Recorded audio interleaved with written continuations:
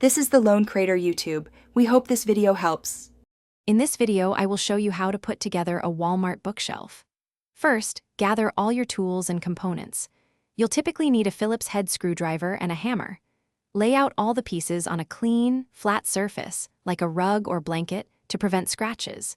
Carefully separate and identify all the hardware, such as the cam locks, dowels, and screws, matching them to the parts list in your instruction manual. This preparation saves time and prevents frustration later on. Now, let's build the main frame. Begin by attaching the base panel to the two side panels. Insert the wooden dowels into their pre-drilled holes, then align the panels and secure them with the cam locks. Turn the cam locks clockwise until they are snug, but avoid over-tightening. Repeat this process for the top panel, ensuring all connections are flush and stable. A sturdy frame is crucial for the bookshelf's overall integrity and longevity. Next, we'll add the shelves and the back panel. Decide on your desired shelf heights and insert the small metal shelf pins into the corresponding holes on the side panels.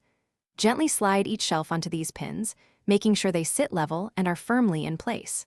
Finally, carefully align the thin back panel with the rear edges of the bookshelf. Secure it using the small nails or screws provided, ensuring it's square to prevent any wobbling.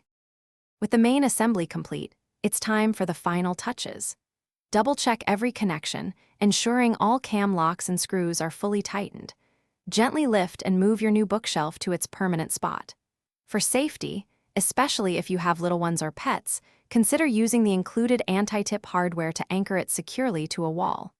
When loading, distribute weight evenly across the shelves to maintain balance and prevent any potential tipping hazards. Enjoy your organized space. Thanks for watching. Consider subscribing if we helped you.